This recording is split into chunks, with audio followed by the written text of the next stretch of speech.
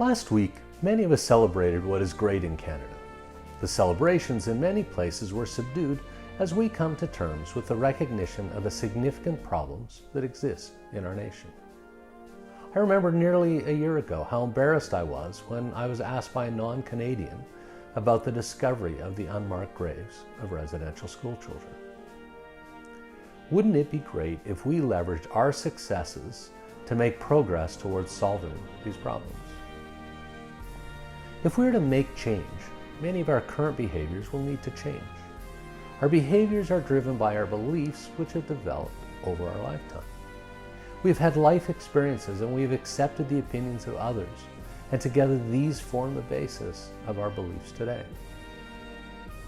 A starting point is to examine what beliefs that are impacting our behaviors, whether it be action or inaction. Where have they come from?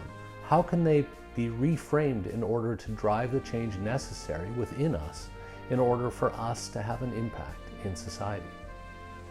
I can speak to some of the beliefs that I had and how over the years some of those beliefs have been proven to be wrong. I grew up in Regina. We had a fairly large Indigenous population, a little bit less than 10% of the population. I thought it was higher. The vast majority lived in and around the downtown core. I lived in a suburb near the outskirts of the city. Growing up, my only interaction would be if we happened to go shopping near South Railway, a street gentrified in my teens which became Saskatchewan Drive. We would see signs of alcohol and drug abuse. Probably my only shared experience was when I was at the same place doing the same thing was when we went to our family doctor. The majority of his patients were Indigenous. Crime was often described as being within the Indigenous community and not impacting anyone else. I was aware of nearby reservations. My grandfather would attend events where traditional cultural activities were practiced. He seemed well connected with the Indigenous community, and I understand there was mutual respect. I thought that there were problems in the Indigenous community and that they needed to be fixed. I didn't realize that we had caused the problem. I actually thought when growing up that the government was actually trying to help Indigenous people. The word that comes to mind is paternalistic. People in authority making decisions for other people rather than letting them take responsibility for their own lives. I think often European people who move to the rest of the world and their descendants are paternalistic. I'm a descendant. We have this tendency to think that our way is better. I now believe that paternalistic beliefs are at the core of the horrendous things that have been done through time to Indigenous people.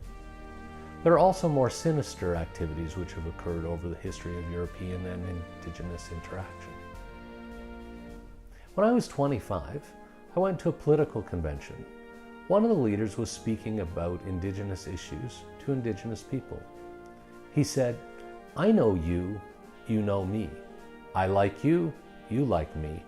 I'll take care of you." That has got to be one of the most paternalistic things I've ever heard. He later became Prime Minister. A few years later, when I lived in New Zealand in the 1990s, I started to get a feeling that things could be different.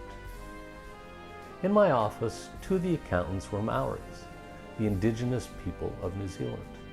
I'd never worked with Canadian Indigenous people. They didn't work for my company or for any of our clients. When I lived in New Zealand, I played in a volleyball league. Probably half the players were Maori or Pacific Islanders. I'd never seen that in Canada. Over the years, it has dawned on me that in my elementary school of 700 students, no Indigenous teachers or students. In my high school, over 1,200 people, no Indigenous students or teachers. In my year at university, 400 students. How many Indigenous students or professors? 0. We've had a problem in Canada where Indigenous women have been victims of violence, murdered, or have gone missing. I heard a different Prime Minister say that this was not a priority for him. When I was young, we had a bad storm. Our water treatment plant broke.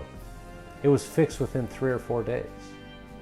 About 20 years ago, there was a big problem with the water treatment plant in Walkerton, Ontario. They fixed it within a week and then held public inquiries and police investigations. There are many problems with water treatments in communities where Indigenous people live. Some have taken over 25 years to fix. So seeing and hearing these things have made me change my beliefs. The government is not doing enough to help.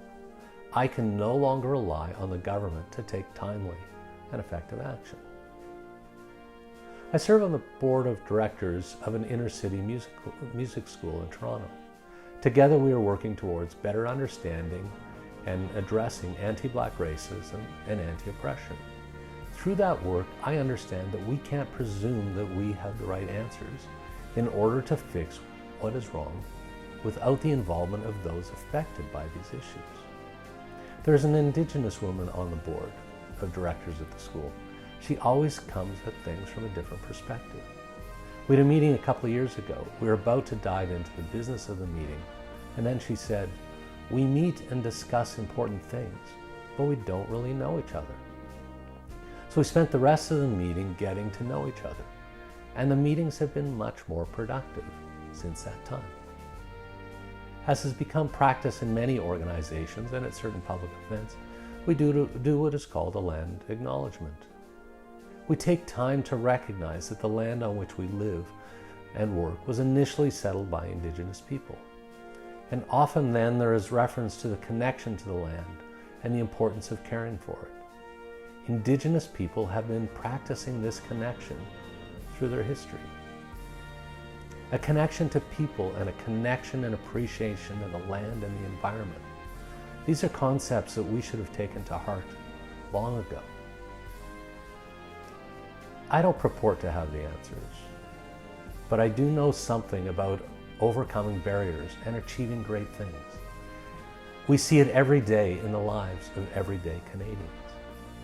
When we believe that through our actions we can make a difference in our lives and the lives of others, opportunities to make a difference start to present themselves. We can draw on our experience of past experiences to achieve great things. When we take accountability for our own actions and strive to make a difference, we become even more aware of these opportunities. Last week, we celebrated what is right. Now it is time to fix what is wrong.